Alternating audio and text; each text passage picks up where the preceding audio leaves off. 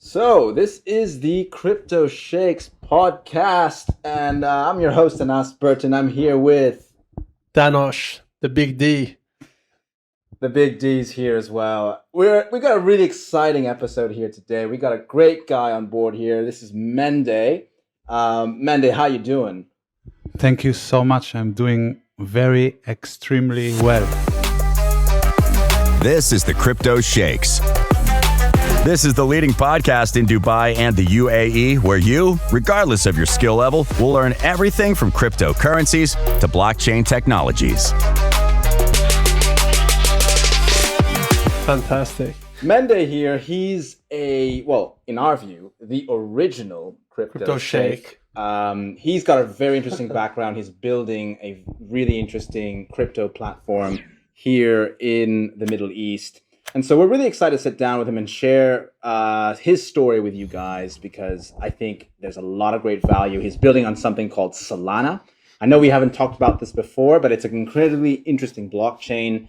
We will have an episode on that. But for now, let's sort of dive in with Mende about, where he started. Very interesting story. Danosh, what do you think? So we've been researching a little bit about you, Mende.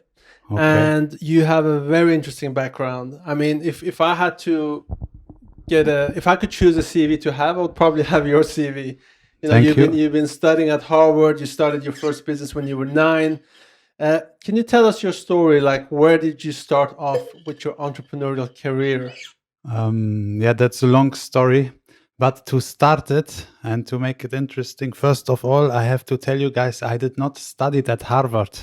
I just did some online classes, tutorials on YouTube where Harvard teachers were saying. So I just wrote it in LinkedIn. Well, that's still... And LinkedIn, you can even write you're an astronaut. because LinkedIn doesn't have any verification. And LinkedIn in the future it had with some blockchain aspects and connected to some governmental things where it verifies where actually somebody went to school or what somebody did, then it would be real. You're right. But this is very important for me to say because I did not study in Harvard. It's very important. You could have fooled us. Yeah. No, I don't like to fool anybody, bro. But yeah, thank you for pointing it out, and that's very kind of you. Well, you are a very intelligent guy, obviously. I mean, even with your background and with what you have done, I would have easily thought that you have actually studied at Harvard. so let's dive a little bit deeper into what you have, So one thing I'm really quite kind of interested is that from what I've seen or heard, is you started your journey in entrepreneurship when you were 9 years old. Is that right? That's correct. So maybe give us a little sort of deep dive into what got you on this journey? Yeah, well, basically what happened is one of my family friends, older brother of my friends who were in my age, like he was 2-3 years older, we saw that he was selling Kinder Surprise figures, and those figures, like, I knew where to find them very cheap. So back in the day, there was no, like, when you're 9 years old, you don't even think about business usually. But you see, our parents, we are also kind of immigrants, but we are actually also German. We are like type of refugee, but not refugee like war refugee. We are not political. We are like more economical, because in Poland, the people, they make only like 10 to 20% of the salaries what they would do in Germany at that time. Absolutely.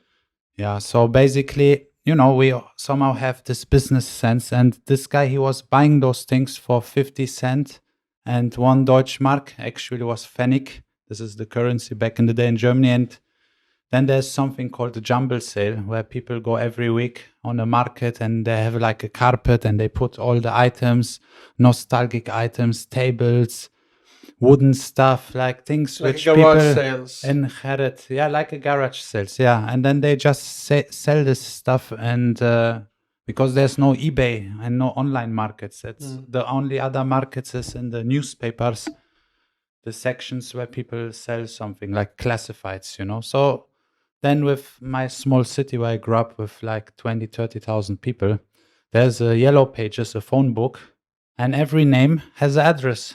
So with the bicycle, I would just take the whole list from the school and go to the names, drive there, ring the bell, ask what kind of figures you have. I have money. Wow. And then the kids, because they all like to buy stuff, because there's bakery and they sell all these magazines and all these little things. So they all love money. So I have a little bit of money, like 20 Deutschmark, but it's enough to buy like 5 to 20 figures, or all of them if they give it cheaper, because there's a small book for the collectors and it says how much something it's worth. And some of those Kinder Surprise figures, they came out in the 50s, 60s. And sometimes when grandparents or somebody dies, then the kids inherit it all and they have it like in the roof in the house where nobody's even going. So then they go search, and sometimes there were figures which cost like few hundred Deutschmarks. Wow, that's very interesting. Okay. Yeah, so they would sell for more. So I would invest like 50 Deutschmark and come out sometimes with 200 to 400 or 500 Deutschmarks on a weekend when I'm selling them. If I would go to other collectors who are selling, if I'm in a rush and sell them, they would still pay me 2x to 5x sometimes. But I'm fast. But if I sit and the other collectors from the public come, because this was a hobby back in the day, then even I can sell more. So you were the richest 9-year-old in the class. I would, like from the non-rich families, I would say I was the richest kid. Yeah. But I would like spend the money also, I buy Super Nintendo games. I was a big gamer before. I was addicted. I would finish every game I start. For me, I must finish the games. Why is that?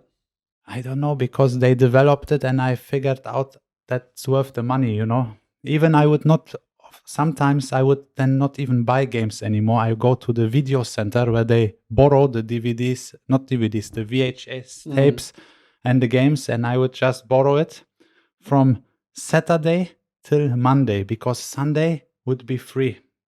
Wow. And then I had the challenge to finish the game, because also I have to go to school where I always come late. Even I live close by. I was very bad in school, man.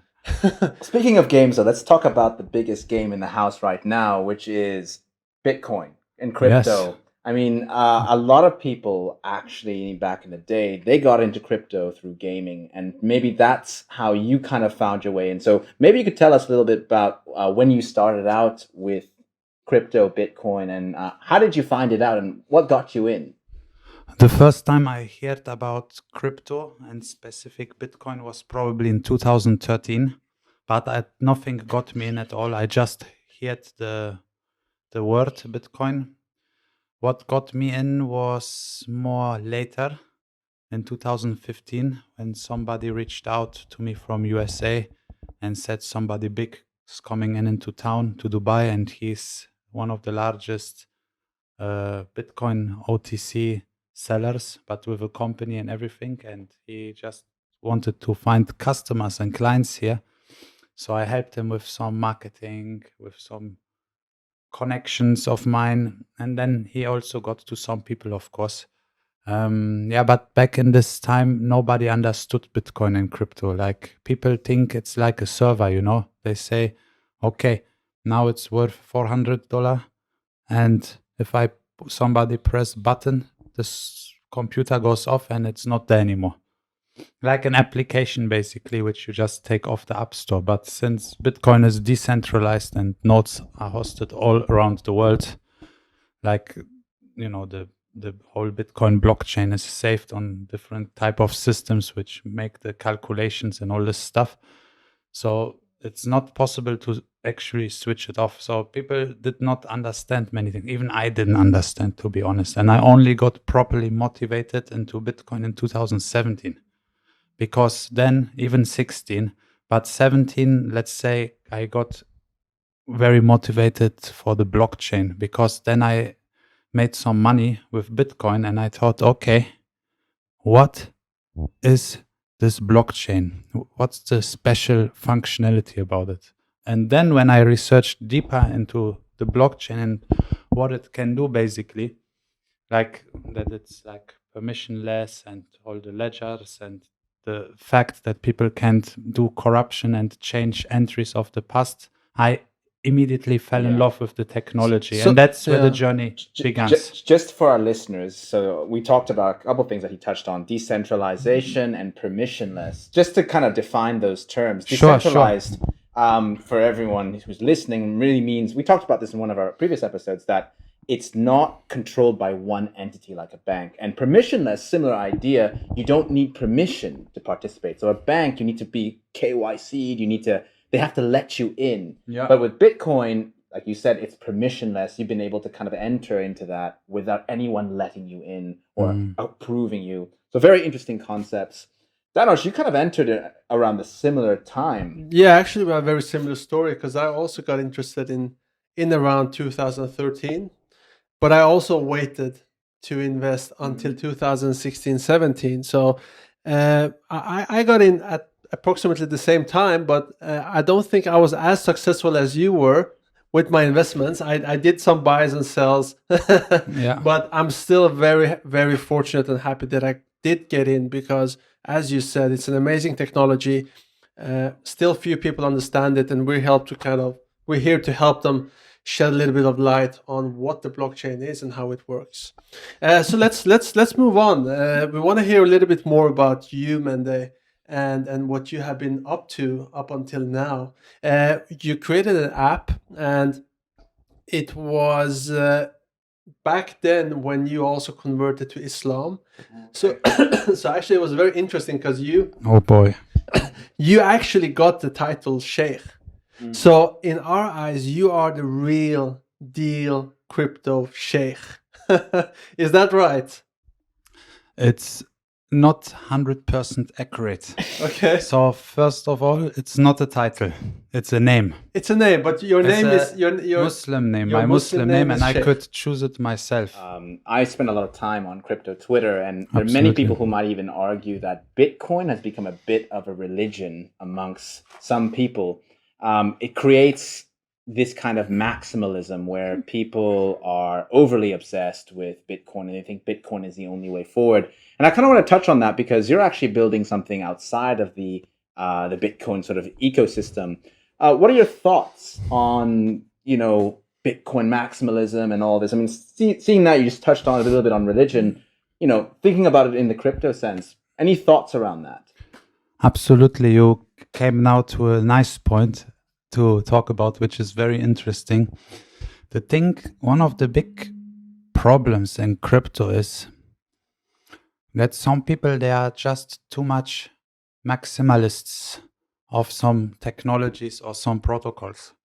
And as you say, it's like kind of fundamentalism, but not in a sense like we know in the other sphere sometimes. It's in a sphere that people are so extremely deep.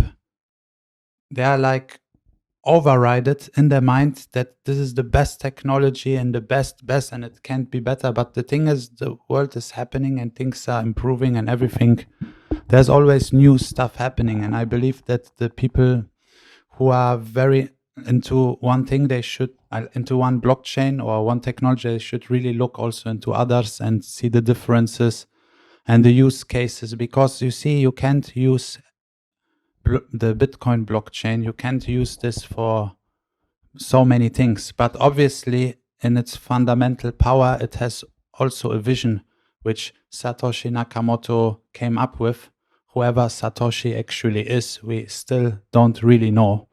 And I surely believe that it's not Craig Wright, who is the founder of the Bitcoin SV. I don't believe that. But surely I believe that Bitcoin was made for a reason. And it's much more than just a currency. It has a belief. And it's a part to lead the humanity into a world where money is not really controlled or in power of some entities, because as we all know, Bitcoin is decentralized, and wherever the Bitcoin is, like in the wallets, if it's not on an exchange, then it's really owned by the person who actually holds it. So nobody can control basically my money. And if somebody controls your money, money, it's essential in life. So me and Danosh have very strong views on this, which we've expressed on our podcast. Danosh, you've had many stories about, government, well, not government specifically, but banking, taking control over your funds. I mean, recently I had a company banking transaction that went out in one currency. The receiving bank didn't accept the money, sent it back. And on just one transaction on the currency exchange rates, it's insane. We lost around $50,000. Wow, that's 50,000. unbelievable. Yeah. But this was 7 figures, or it was a 7-figure transaction. Yeah, that's insane. It was around 1 million euros, but $50,000 lost is a lot of money. It's insane. I know that. I have the same problem sometimes, but that's why I don't like to transfer money with the bank. Even if I transfer like 500 euros or something to Europe. And what does the bank say? It's not in our control. Over 1%. How it can be? 1% exchange fees. Yeah. And then they put even some other fees on top. And they put even the transfer fee, which is like also 20 euros or something. This is not, for me, this is not okay. It's not okay.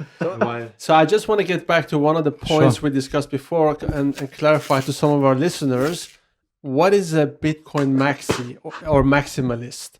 How would you describe that? Because I don't think all the followers know what a Bitcoin Maxi or Maximalist is. This is a very good point. I describe it as somebody who will never hold any other coin or token than Bitcoin. And they are completely convinced that is the only crypto that will win. The only. I want to touch on this subject because Danosh and I, in our previous episode, we discussed Ethereum. And I just want to touch on a couple of things because you mentioned that Bitcoin itself is not something you can create or build on because it's a blockchain that does not enable smart contracts. It doesn't enable dApps and decentralized finance. So what effectively a Bitcoin maximalist is doing is he's shutting himself off from more innovation in the space, right? And so I kind of want to take this opportunity now to kind of go into what you are sort of building right now, because I think it's very exciting. You're building on something called Solana. Now, we haven't actually talked about Solana on our podcast yet, but it's kind of like Ethereum because it enables smart contracts. But maybe you could talk a little bit about it. What are your thoughts? Well, Solana, it's a very special blockchain, and it's the applications which been coming out since a year. Some of them, they are just ready. Like they are, like to make it very short. I mean, Bitcoin, it's like a store of value. So it's like digital gold and it's very special. And Bitcoin is very important for this world. I'm not a maximalist, but it's very, very, very important, alone from the vision part. Then we have Ethereum, where smart contracts came in the first time, which have all those special functionalities, like the DeFi functionalities. It's basically rules in a protocol which happen if they happen. Exactly. And then, but still, Ethereum, it's way faster than Bitcoin, but it's still slow and expensive.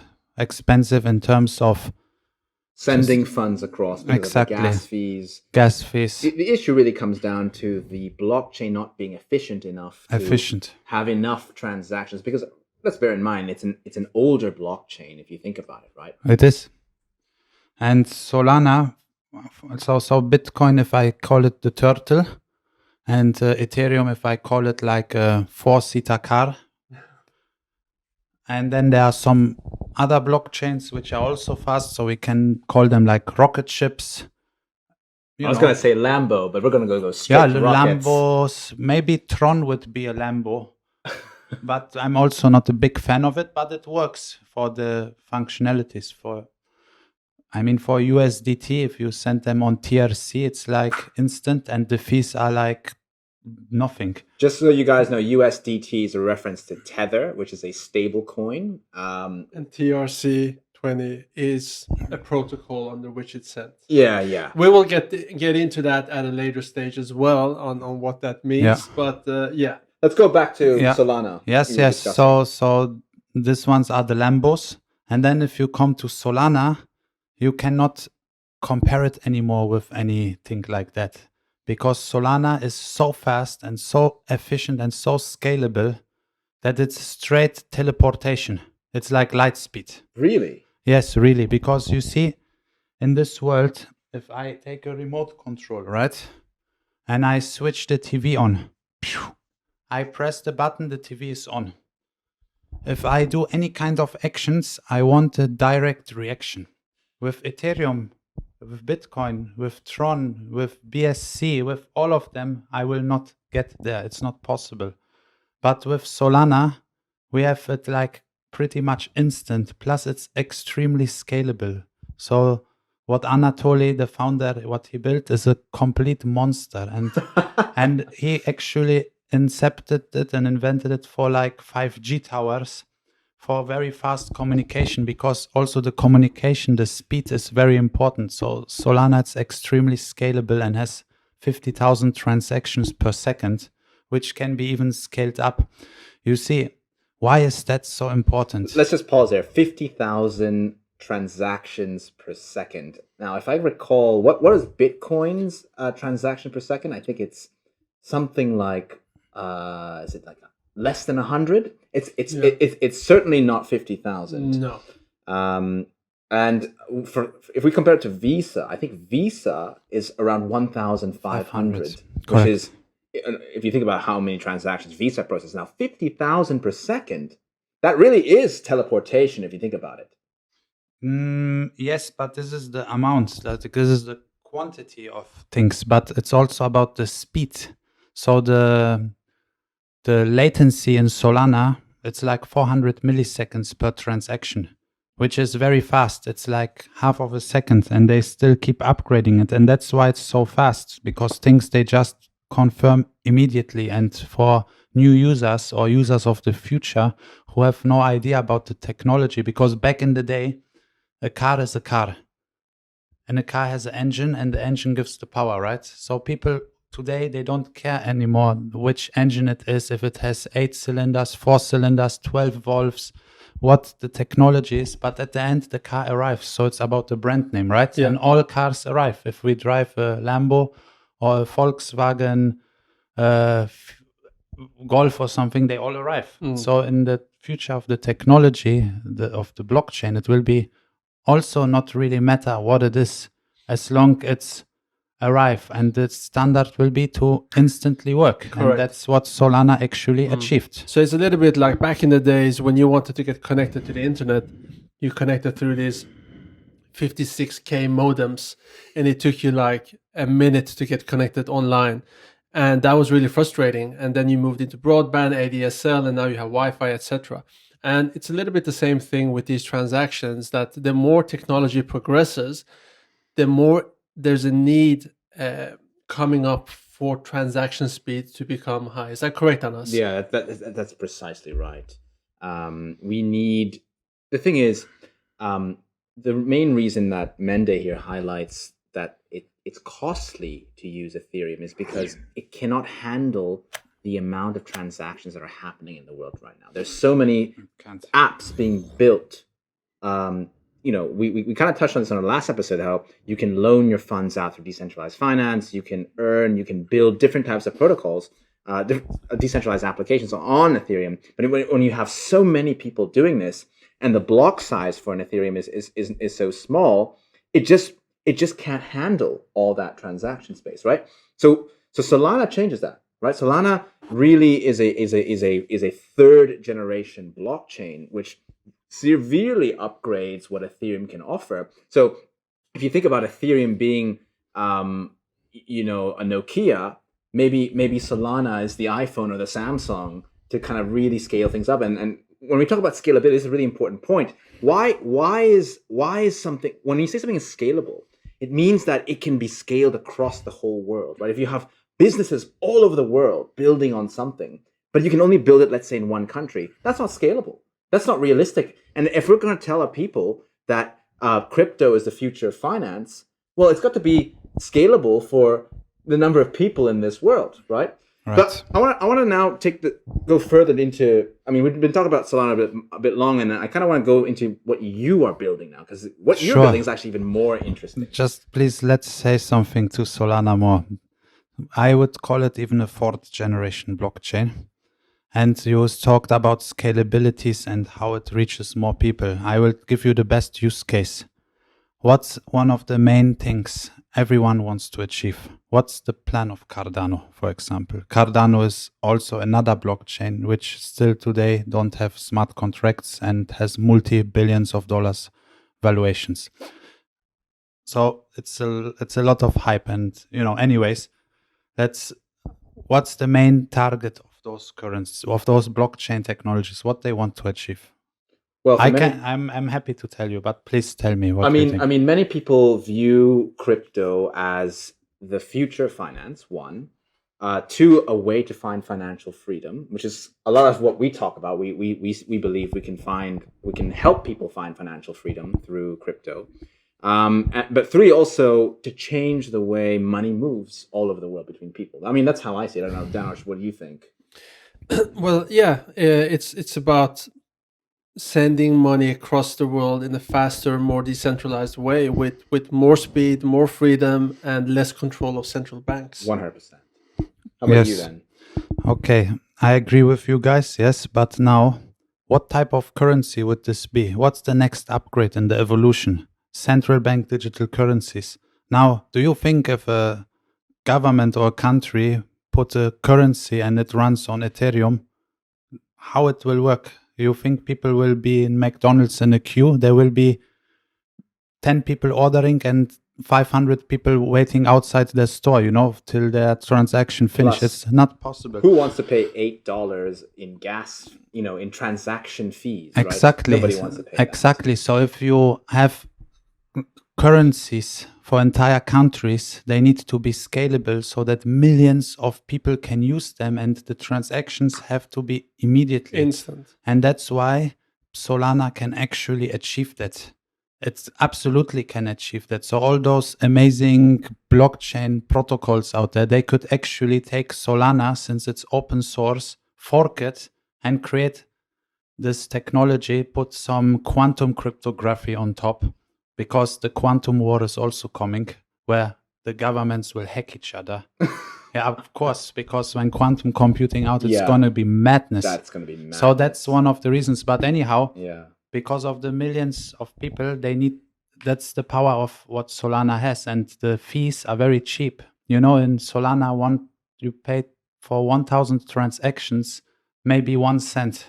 1 cent. Yeah, that's incredibly. That's slightly cheaper than my banking transaction that we talked about. Yeah, and I'm also not a Solana maximalist. Even now, you asked to talk in my project. The next, we also using 2 blockchains. I use BSC and Solana. So BSC is Binance Smart Chain for the Correct. listeners that are not aware. And BSC, it's like a upgraded Ethereum kind of thing. They did some technical upgrades and they made it faster and cheaper, and they put less validators and they increased the speed, basically. But good. We can talk about BSC another time. I think our listeners definitely want to hear about what you're building, because what you're building is really interesting in that I believe it is a route to more mainstream adoption. So me and Danush, we spend a lot of time on our podcast talking about how can can crypto projects bring more people in? Because buying and selling crypto alone is not enough. How many people in this world are really just going to be traders? The truth is, in this world, we need real products, we need value, we need something in the crypto world that can bring people together. And I believe what you're trying to build is very much going in that direction. So maybe you could tell us a little bit about what your project is all about. Sure, it's my pleasure to tell you about that. And basically, I'm building something. It's called Bonuz. Bonuz is a celebrity token network ecosystem. It has multiple phases, and it doesn't just stop at the first function or the first use case. I believe that projects and every company or in the future will have to upgrade to some type of blockchain technology. not just because of the features, but also because of the trust issues of human error and manipulation. So blockchains are extremely important in large organizations. So I'm using blockchain for some different kind of functionalities. So in Bonuz, I mean, we're working with real humans, with celebrities, with influencers, with actors, artists, all kind of people of fame. And the idea is to bring the celebrities closer to the fans and the fans closer to the celebrities, because both sides, they have actually problems. Like, for example, there's a huge issue for all type of artists and celebrities if their medium where they give their messages out is actually YouTube and Instagram and TikTok, because if these services shut down, then tomorrow they have no business anymore and they don't have actually the user data. They cannot go to Instagram and get the user data out. This is a really important concept around permissionless. So Mende just talked about permissionless in the beginning. On Instagram or Facebook or YouTube, if you don't follow the rules, they can literally just boot you off the platform. Kick you out. And so if you are an artist or a celebrity or some kind of creative person and you're creating something on YouTube or Instagram and your life depends on it, and these guys shut you down, effectively, you can lose a lot of your income. So it's very interesting that you talk about how your platform can help enable these artists in a permissionless kind of way to build and continue to contribute in their art, in their artistic ways. Is that kind of the idea? Yes, absolutely. So Bonuz, absolutely. So basically, in Bonuz, there are multiple phases. So in phase 1, what we do is we create a token, not just for the ecosystem Bonuz, which is like similar, like for example BNB and Binance, like an exchange kind of token. We create also the celebrity tokens, and those we create on the base of fame of the person. And it's very logical. It's not something crazy. It's just very logical. So basically, imagine we have somebody who has 20 million fans and followers, but we think he's maybe known by 50 million people. And we see that he gets a lot of likes and good interaction. So we pretty much can verify that he will be able to sell at least 200,000 tokens. And those 200,000 tokens, they are for his super fans, the people who really love this person. So it's a supply that there will be a small supply, so there's always high demand. And those tokens, basically, whoever owns this token gets benefits. One of the functions and benefit would be that whoever buys the celebrity token will be with this celebrity in a private chat channel. And in this channel, there's a bot sitting which verifies if the user actually owns the token. So it's like a subscription token, but it's not a monthly subscription like a software as a service thing. It's something which is permanent, forever, lifetime subscription. So whoever owns the token has access to this private group with the celebrity, with his big like person he looks up to. And then the celebrity gives exclusive content weekly, something which he doesn't give anywhere else, which could be videos, stories, whatever. And those people, now the celebrity has another function too. He can also put voting pools. He can ask his true friends who love him, because in this group, for sure, there are no haters, like in an open group, who will just say some bad words or wrong things because they are curious what this guy is doing. Because they've actually invested money in that person. And the token is also not so cheap. It costs $20, $30. And because there is so small supply, there will be for sure high demand. So if people might actually sell it for more money, it's possible to do that. But that's not the intention.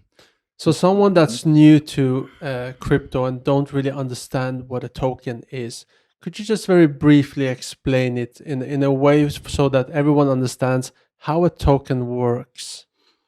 I know it's a tough question. But maybe more like, so the way I can try to explain, maybe you can confirm, is when people buy tokens of a celebrity. So let's say we have a celebrity like Hamdan who decides to join your platform. Hamdan is incredibly loved here in the Middle East. So I have no doubt there'll be a lot of demand for his token.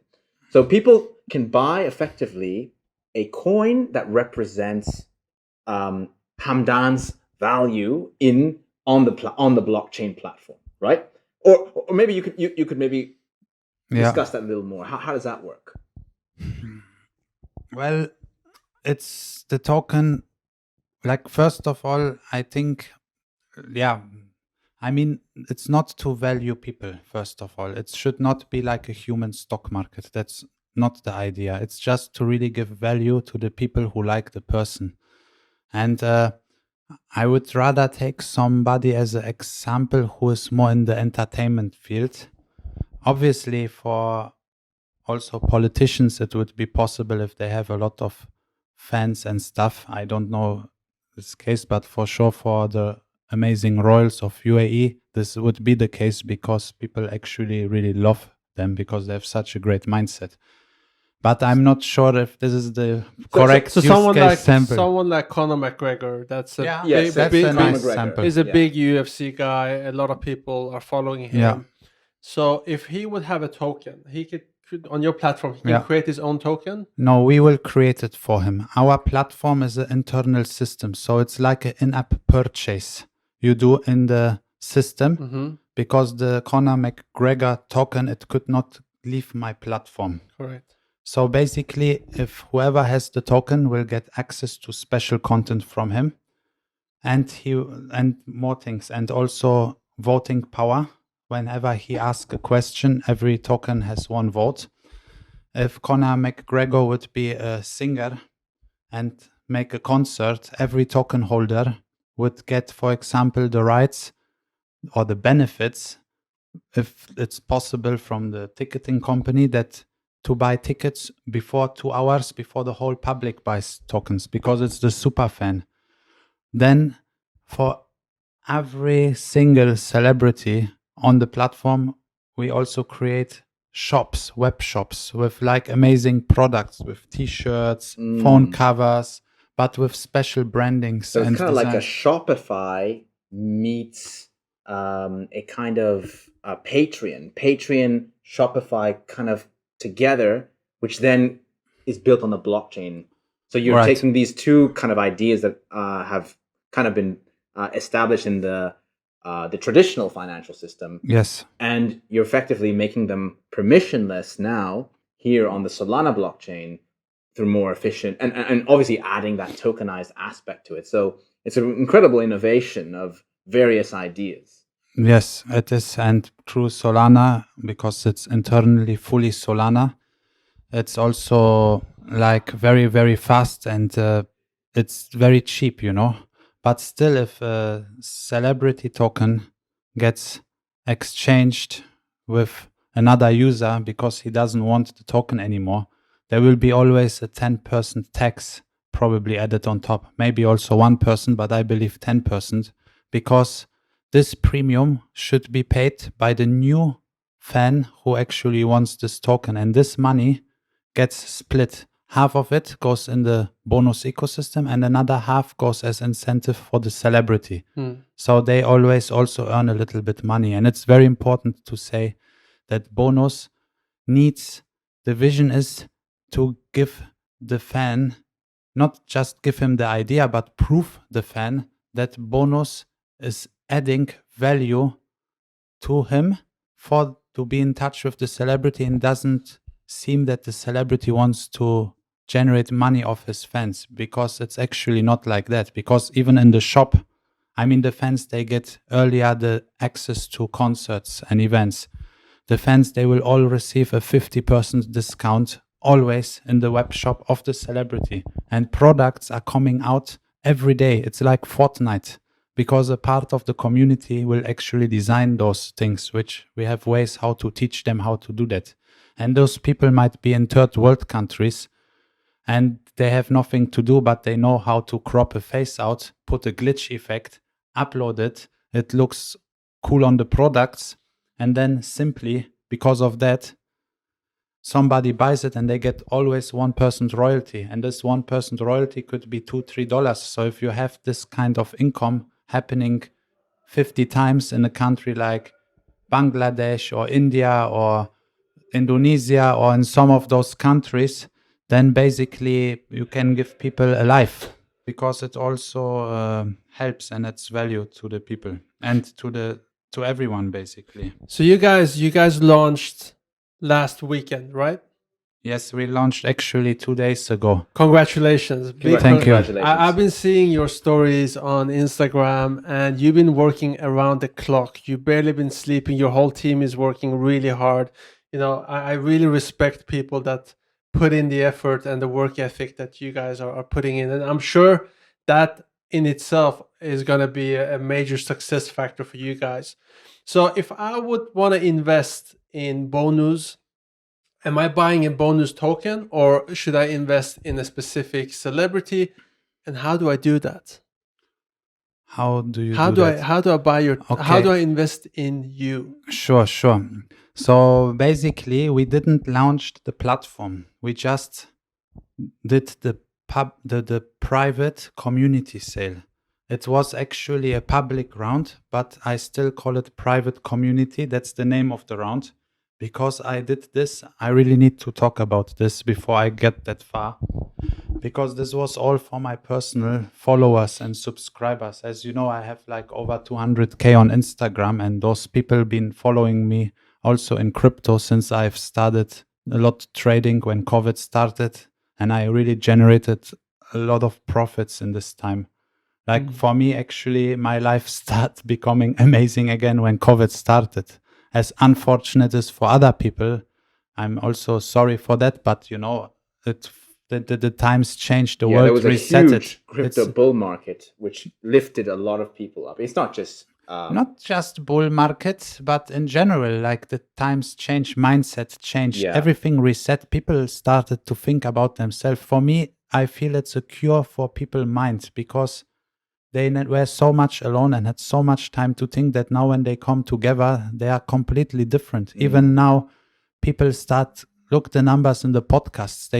Growth rate is like 200%, because people don't want to waste the time anymore with music, which doesn't make sense, or some Netflix shows. They want to listen to things where they actually learn and it adds value to their life. So that's another part, which I actually also learned from you guys. And that's why I'm so happy to be on that podcast. And we're very happy to have you on the podcast. Thank you. The first Crypto Sheikh in the house. Come on, yeah. But to get back also to what we were saying. We were talking about how to onboard with your, pre-sale. I think. So the pre-sale, it's sold out. Like within 4 hours. What happened is the servers crashed in the first second. And also I delayed it twice because so many people were not KYC'd. You see, I do everything by the book. And I have some lawyers. Like I needed to go through so many lawyers till I find a good one. It was such a mission. I lost months. Wow. Yeah, of course. Yeah, and so much money. Law is not an easy thing. I can tell you that personally. And you're a crypto lawyer yourself, and I can tell you, going through crypto laws it's very hard right now because it's all the gray area. But I am actually quite sad that I think I missed out on this pre-sale. I KYC'd on your platform the other day. But I think I wasn't there on the right time to make the purchase, so I guess I've missed out. It was 2 times delayed because I wanted all people to come in, and those who actually still didn't manage, because again the server crashed immediately. And actually I have a message here from my friend who is like he's the owner of AE Server, which is the largest private web host ISP. Web host for domains in this country. Like all the top companies host with him. I mean, some huge brands from Dubai, you can see them on Dubai. And he actually sent me a message. I saved it.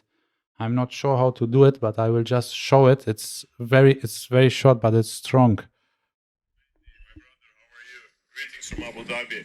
I'm out on the weekend, with my jet ski. That's my jet ski over there, and that's the Hudayrite bridge.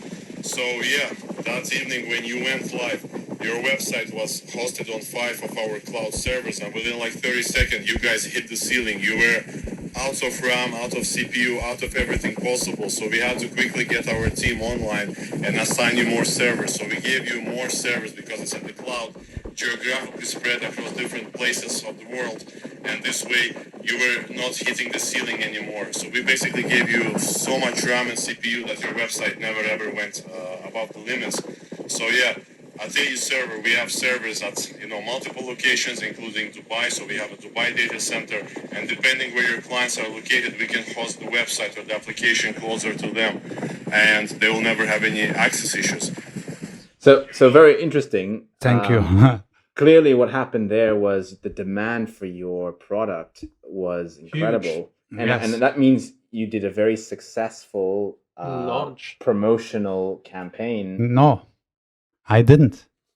I did not do any marketing. I mean, I did some lives with maybe some celebrities. Also, my friend Saigin Yalchin, he talked with me about it and asked some question, who is like one of the top entrepreneurs and self-made billionaires here in Dubai. He's like a success story which the government presents on stage on like the World Government Series where all the world leaders are sitting. So it's very genuine, but I already was oversubscribed since almost 3 weeks. Wow. But the problem is a lot of people, they didn't understand even how to have a wallet. That's why podcasts like yours is so important, because it can lead people to the right instructions. So a lot of people were excited. So this was just my community only. Wow. So now I will just start marketing in the next months for the real public round, because again, this was the private kind of round. Even it was public, but it was also for the fans. So right now, when I sleep 3-4 hours a day, I really have literally in my Telegram, I've told everybody who didn't came through from this 2,000 people that whoever messages me, I will still give him the allocation. And now everyone, like I'm doing one by one, and I'm meeting every single person and talking to everyone. I like to do that because these people, imagine they have such a belief, they didn't even see a white paper. Wow. And that's what I want, because I want them to believe in me.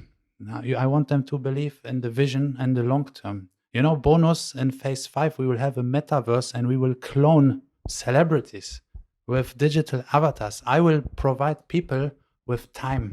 Time is something you can't buy. Wow. This is complete next level. Okay, so let's take a step back. Let's start, actually, I'm really interested in this. So let's start with phase 1. What is phase 1?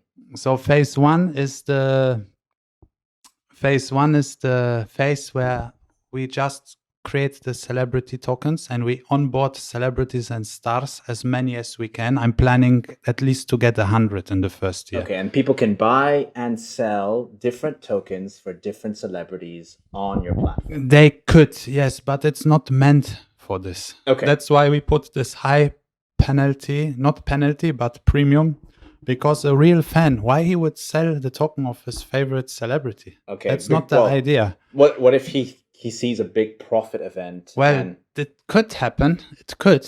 I mean, the demand is huge and the supply is low. It could happen. But I mean, it's very natural to happen, But could the value of a celebrity's token go down if the celebrity loses some of his fame, or if he does something incorrect? Absolutely.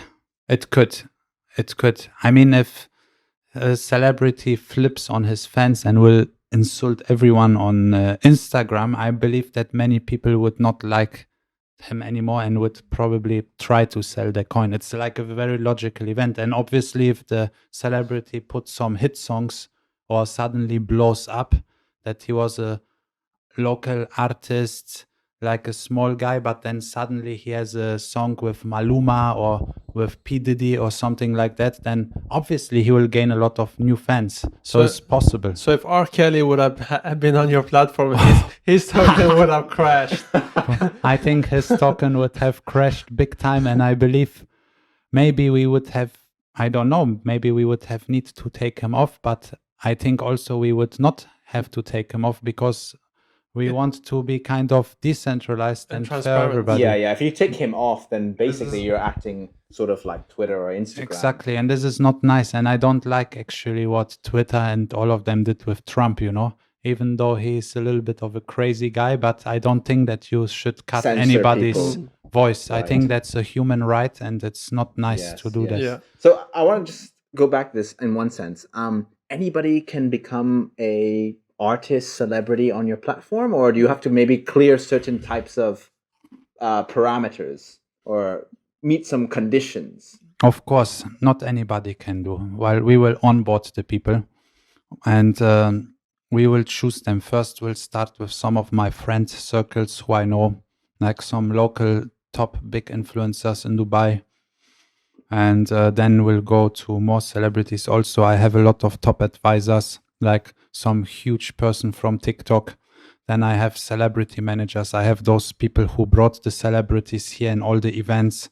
So they are my personal friends, and they already have a work relation with this celebrities. So there's already a trust. So it's like for me also been working with them, because I run also before a digital marketing agency. I still have it. It's called Mimos. So I used to build all the social media accounts from all the top night and food and beverage venues here. Oh, wow.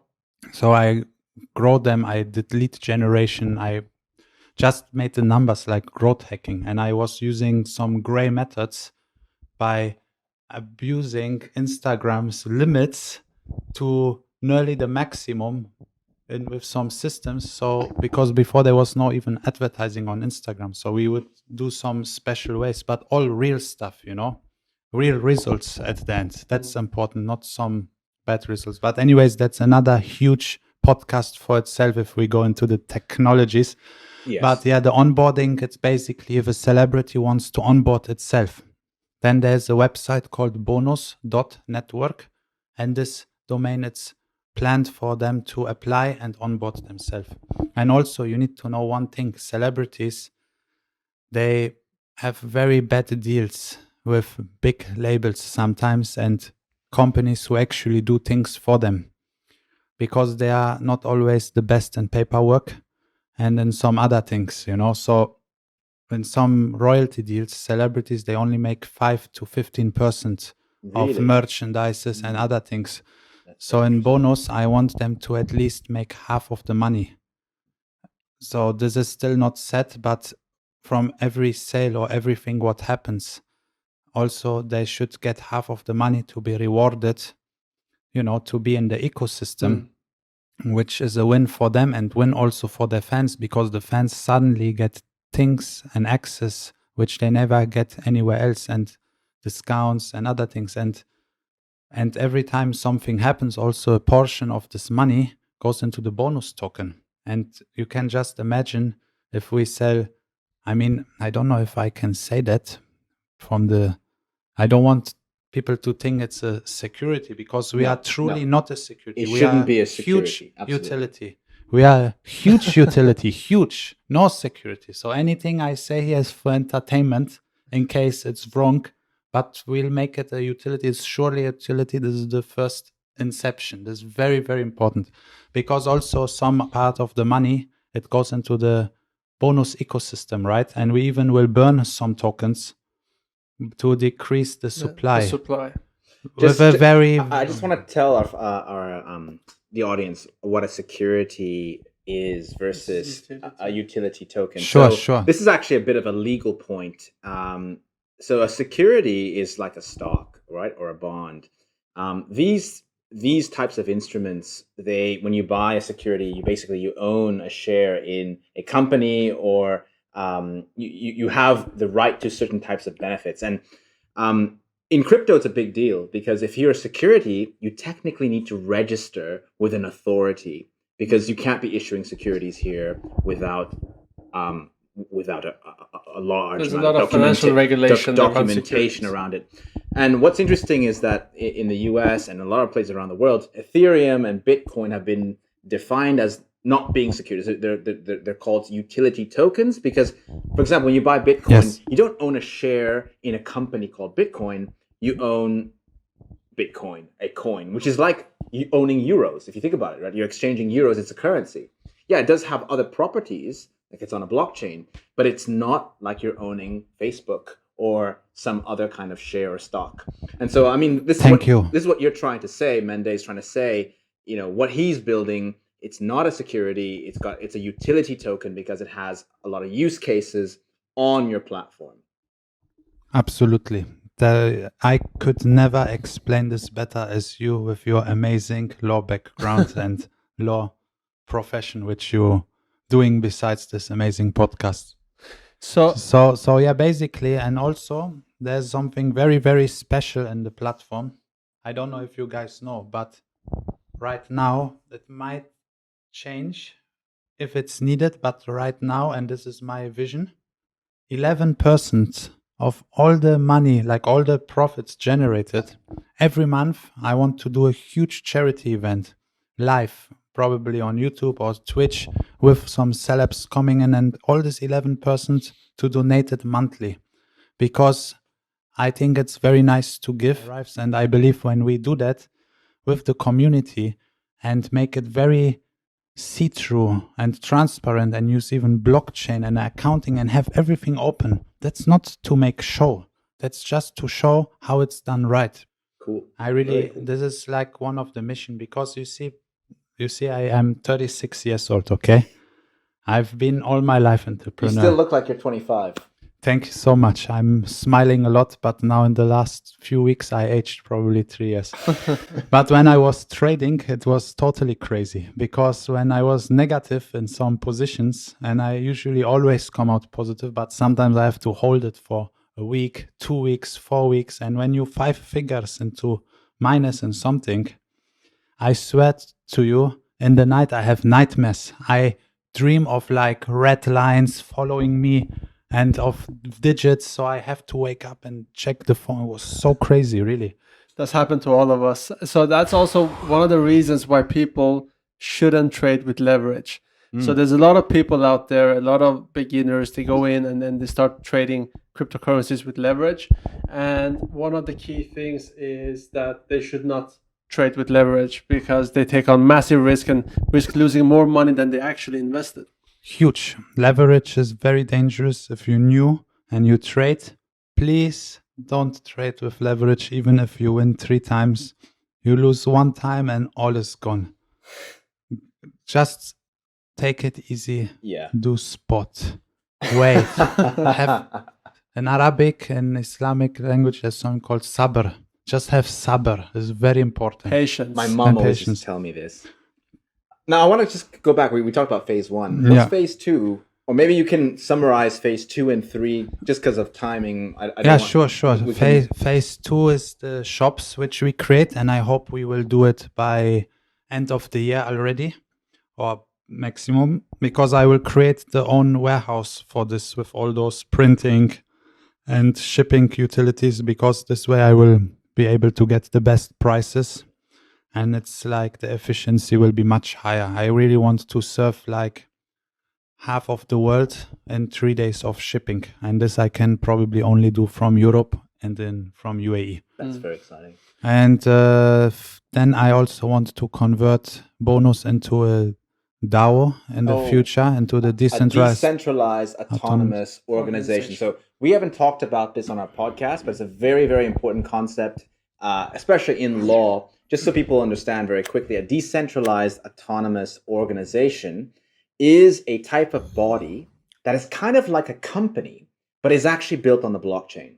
And where companies normally have shareholders, DAOs have community members who can vote on what the purpose of that sort of institution is meant to do. So it's very interesting that you want to go in that space. We will do a separate episode on DAOs in the future. Exactly. So it's important. Why the DAO also? Because the last phase, it's called Bonuz Land. So I don't know if you know Decentraland. Yeah. Of course. And you know that there's real digital virtual real estate plots sold for millions of dollars. So I'm not sure if we will cooperate with them. I'm not a guy who needs to reinvent the wheel, okay? We always look to partner with everyone who's friendly and has a good long-term mindset, because I always believe that collectively, with a huge group of people, with the collective intelligence, you just build the best results. So I want to ask you one question is, where do you see the future of Bonus in 5 years? In 5 years in Bonus, I hope that, with the metaverse and everything, like a metaverse is like the digital world. It's like if you use augmented reality, but it's more like an in-game experience like GTA. So I hope that there will be a crazy metaverse and that people and kids will be able, I think we will be that far actually, because it will also use virtual reality in some way. This will be even a further phase of some certain features which we're working on, which will be probably ready in 2 years. But there it will be probably like this, because we also don't know how far the technology goes. But I personally believe at this speed of things are moving and how good VR, the Oculus and all those things, how good they became, I believe that Neuralink will be ready. And it will be ready very soon. And I believe that maybe there will be some way how to connect to the eyesight. Wow. And if people manage to connect to the eyesight, then actually you can program any picture you want in the brain. This sounds So sounds like a movie. you are conscious, but now you are in a dream. Sounds like the Matrix. It is the Oh, Matrix. 100%. Inception. That is the Matrix right there. It is the Matrix, and trust me, it's like insane, because now imagine you have kids who listen to rap music and they have no hope. I mean, they have no motivation and they doing some little illegal things. And I know many in Germany, it's a lot like this, you know, they listen all this hip hop, and my friends, they are rappers, you know, and they have some gangster lyrics, you know, but the thing is, they are actually good guys themselves, but this is the music doesn't mean that people do that stuff. It's just entertainment, you know. It's like Tupac, Notorious B.I.G., you know, all this kind of hip-hop stuff. But the problem is that the youngsters, they orientate on this and they take these things sometimes as role models. And they don't want to be good in the school. They don't want to do this. They rather do some things which are not good and benefit, and other people get harmed. And this makes a bad civilization in the long term if people harm each other. So why I explain this is because in the metaverse, those kids, they don't need to have a Neuralink and see these things. They can do it maybe already with their phone or with a headset now. They could be a virtual copy of their favorite celebrity. And this virtual copy, because it's digital, it's full graphic, it looks just like the person. The voice, you can clone it.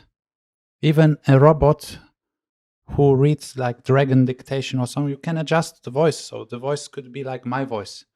So now you can create scripts, school scripts of mathematics, of physics, of things which kids hate, which they will never like to learn. You're talking about a full disruption of the education system. That's just a part. There's so many, even cooking classes, you know. So now your favorite celebrity, your favorite person is your teacher for mathematics. Imagine. So all those, it's a good thing, because now the kids, they can watch somebody explaining them how to do certain things, and that's just beautiful. Imagine having Michael Jackson teaching you how to dance. Possible. Yeah. And it's absolutely 1,000,000% possible, because if you have not just the Oculus and you have some sensors, some IoT kind devices, Internet of Things, which measure the movements, and then you can just dance with them. I mean, you guys know all these VR games with the lightsaber, which are shown in some videos, and with the Nintendo GameCube and all those things. So these are the first things, but the reality, it's going to be insane. So in 5 years' time from now, I'm going to take this video and I'm going to play it back to you. So we will see if we have actually gotten there in 5 years. this would be a huge, It would be very interesting. interesting fact to see, and it's a big pleasure.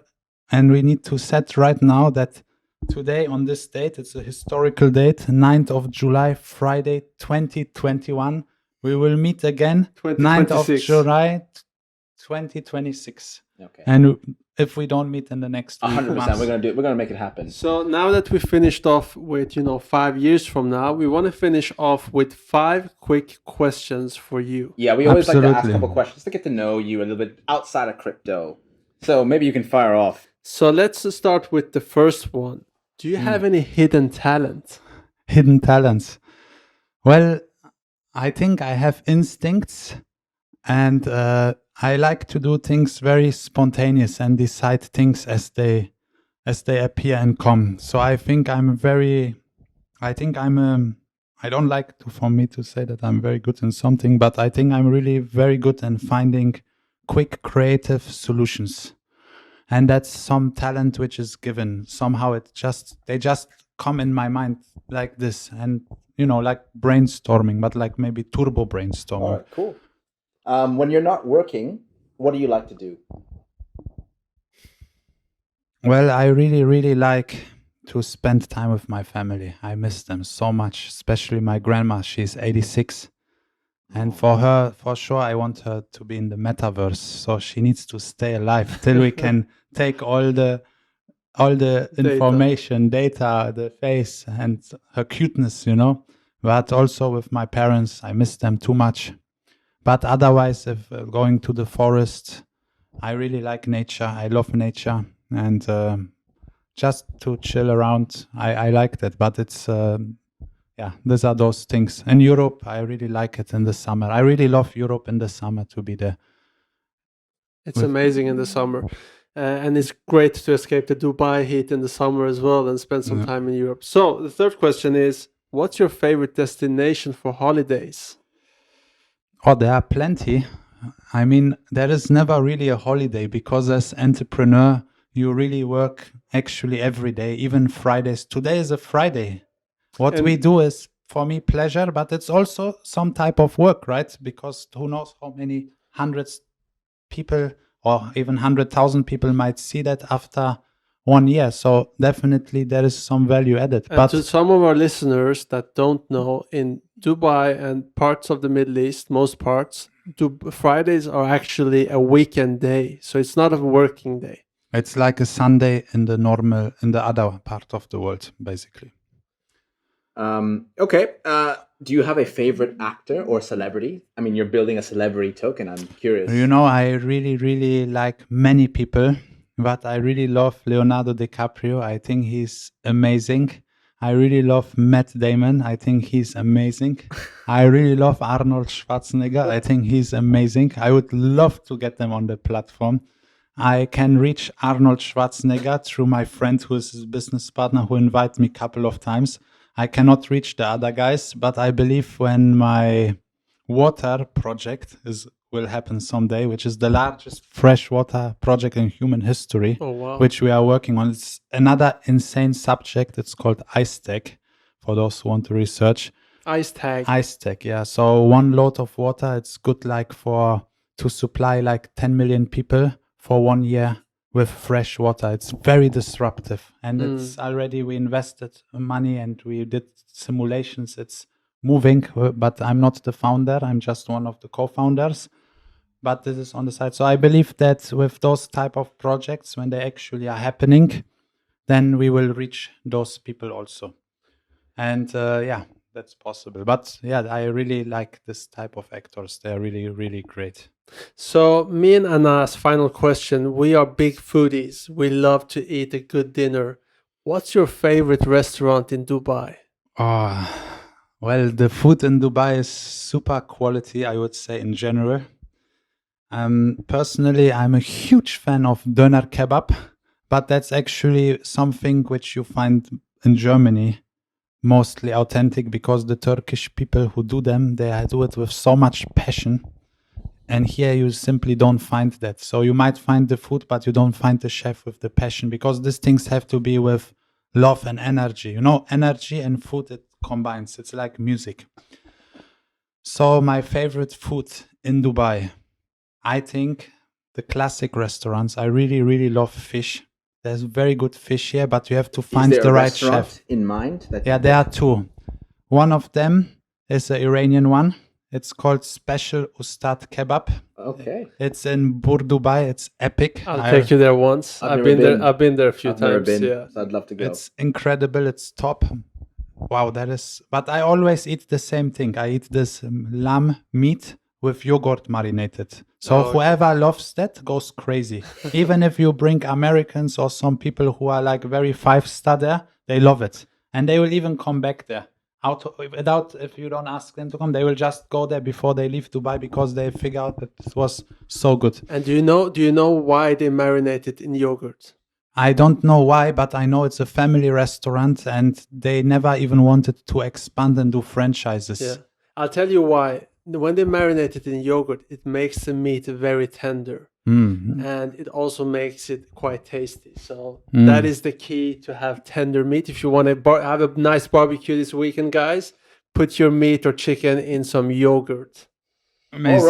All right. Well, we're going to wrap it up here. It's been a very, very interesting, jam-packed episode. We talked about a lot of things around that are really changing the world. I really, really enjoyed this podcast episode because we talked about how the world might be changing in the next 5 years through the metaverse, through crypto, through how fans and celebrities can connect better. I think a lot of value was shared.